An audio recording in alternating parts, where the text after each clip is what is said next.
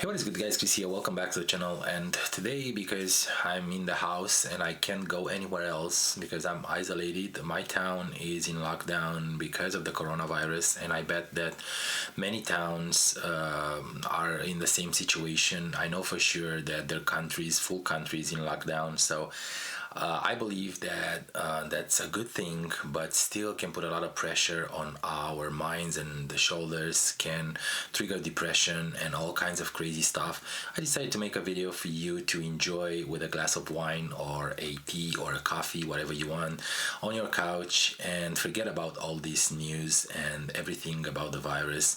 Though you should stay safe, you should wash your hands, you should respect and obey every new regulation that comes out, because I'm pretty sure that they're meant to keep us healthy and keep this virus away from us.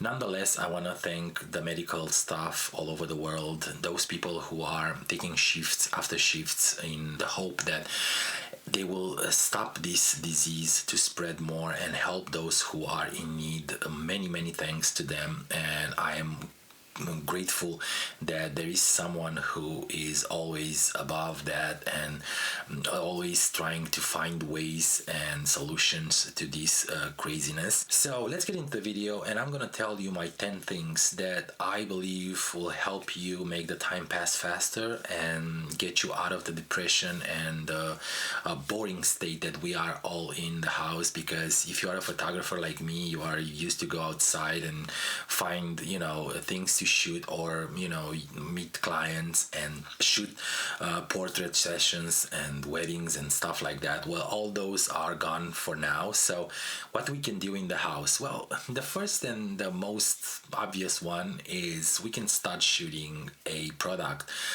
commercial session with the products that we have in the house, and using whatever we have right now. It doesn't matter if you're using a DSLR, an old SLR camera, a smartphone, or whatever you are using. You can do this on a table in your kitchen or in your living room.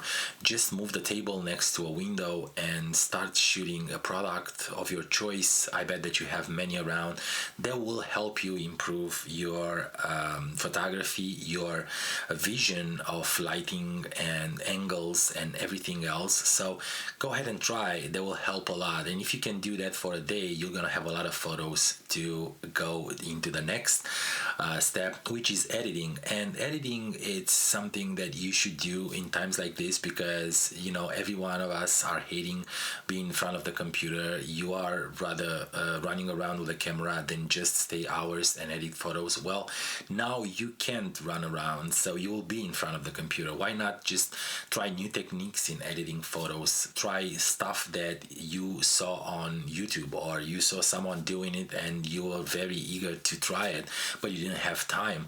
So now you can. So this might be the second one. Go ahead and try new stuff with your photos. Try new edits, even older photos that you already edit. Go ahead and pull them back in Lightroom or Photoshop, and try do new stuff, new edits. Try new directions, and explore new horizons, because editing, it's the thing that makes a photo look better. And I know that some consider that a stupid thing. Well, I don't like sitting in front of a computer editing, but I know for sure that that helps the final result. Now, the third one, and these are pretty much connected, is why not just try making an album of the photos that you already shoot during this period of time. Make an album, and it doesn't have to be a printed album with like a reputable company. You can use your printer at home, especially if you have one that can do photos.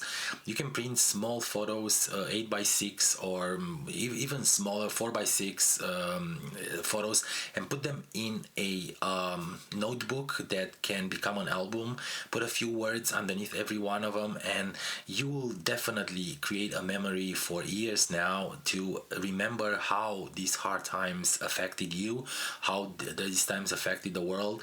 and will definitely open a new perspective of printing. If you are not used to that, you will see how what that involves and how you can do it better. Now, another thing that you can do is to go ahead and read a good book about photography. There's so many out there. You can also listen to an audiobook or read a PDF one, an ebook online. Nonetheless, go ahead and look at others' work, check new things that you can do, new things that you can learn. Those books weren't there to just sit on the shelf. They were created for some to help others, and I hope that that will help you because, like I said, I'm pretty much doing this on a daily basis, and I'm trying to improve my composition and my lighting.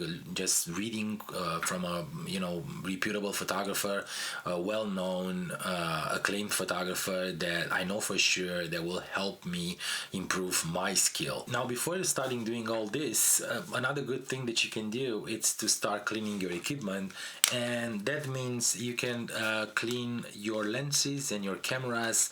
You can even clean your sensors if you know how to do it. If you don't, just don't dabble with that thing because it's not easy and you might ruin your sensor. But you can do an easy clean just using your air blower that you have and wipe your lenses. We tend to forget about that because we're always in rush doing all kinds of crazy assignments, and we forgot about cleaning the equipment. It's super important, and because I came to this point, I will ask you, don't forget to wash your hands and sanitize them as much as you can.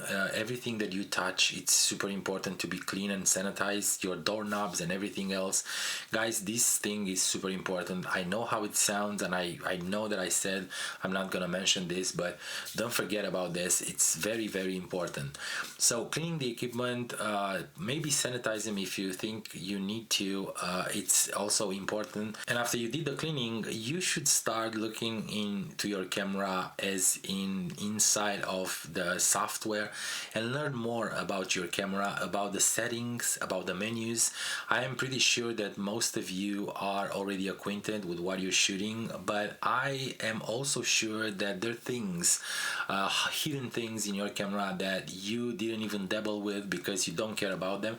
Go ahead and learn those. Try to mark and check mark new settings and see what they're doing with your camera, because at some point in time you might be forced to use that setting, and embarrassing yourself in front of the client, it's not a good thing. And if you have all this set and you shoot the photos and you have now 1,000 photos that you edited and you love them, maybe you should consider putting them in a portfolio on a website. There's so many providers out there that can help you make a free website just to see how it looks. And even if you don't want to pay, just go ahead and build it to the end, build it with all the pages that you need, put everything in the portfolio, and I will assure you that after it's all done, and if you like it, you'll probably pay for it and you'll have your own portfolio to present to your clients. Even if you're not interested in having clients, if you're not interested in having paid photography, I bet that your family will enjoy watching your work and tell you how good it is. I know that social media these days, it's better for stuff like this, but still having a place of yourself with all the photos and the videos and whatever you're shooting, a place where you can go all the time and see your work and learn from it, it's great. Besides that, you can always hang out on the couch with your family, and if they're not around and if they don't care about photography like you do, you can start watching like photography movies and documentaries about photographers, about war reporters, photographers, photojournalists, people who are doing this for a living and they're doing it well. And there's so many movies about photography, even commercial movies that you can watch, and some of them are pretty fun, some of them are more in-depth, and you can learn stuff from it.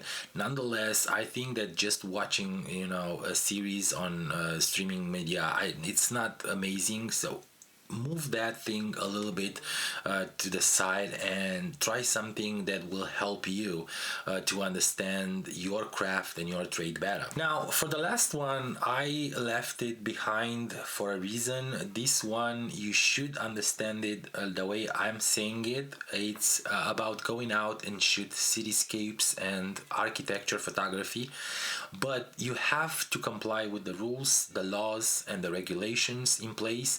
Please don't break any law just to go out and shoot.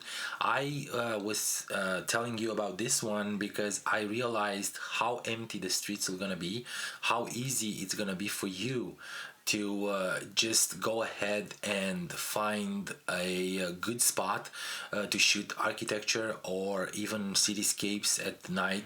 Don't forget, there are curfews in place, there are lockdowns. All these rules will be enforced by the law, so the policeman will be all around the place. Don't do anything stupid, but if you have the chance, if you're going to buy something from the grocery store and you have 5 minutes more, just go ahead and shoot a few photos.